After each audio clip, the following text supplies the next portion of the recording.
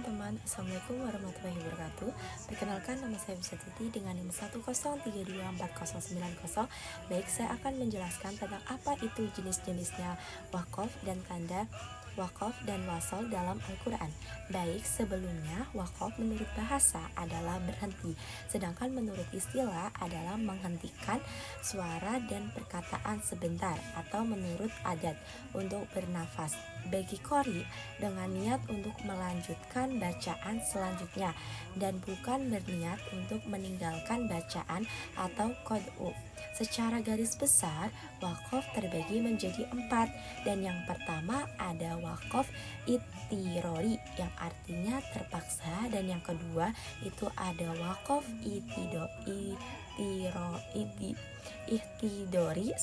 artinya berhenti untuk menunggu, dan yang ketiga ada iktibari artinya berhenti untuk diuji.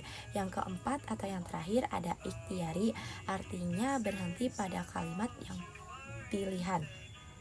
Selanjutnya waqaf ikhtiyari ini dibagi menjadi 4 bagian, yaitu yang pertama ada waqaf tam, berhenti pada perkataan yang menunjukkan makna yang sempurna dalam susunan kalimatnya dan tidak ada kaitan dengan kalimat yang sesudahnya, baik dari segi lafal maupun maknanya.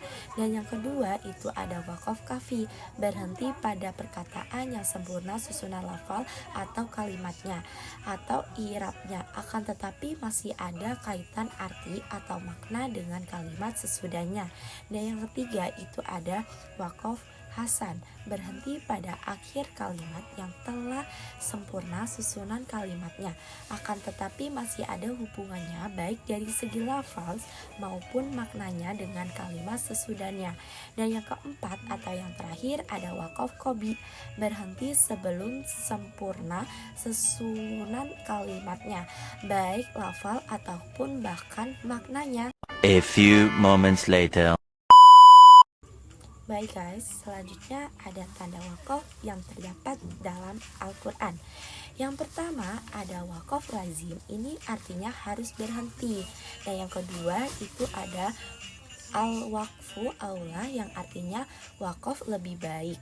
Jadi ketika ada tanda waqaf maka diutamakan berhenti. Nah yang ketiga itu ada waqaf mu'anaqah atau 2.3 atau disebut juga muraqabah, ditandai dengan 2.3.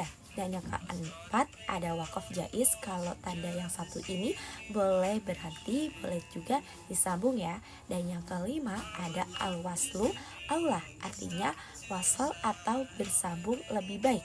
Dan yang keenam atau yang terakhir al-wassal, artinya tidak ada waqaf, ini berarti tidak boleh berhenti apabila Anda menemukan tanda waqaf ini di tengah-tengah ayat.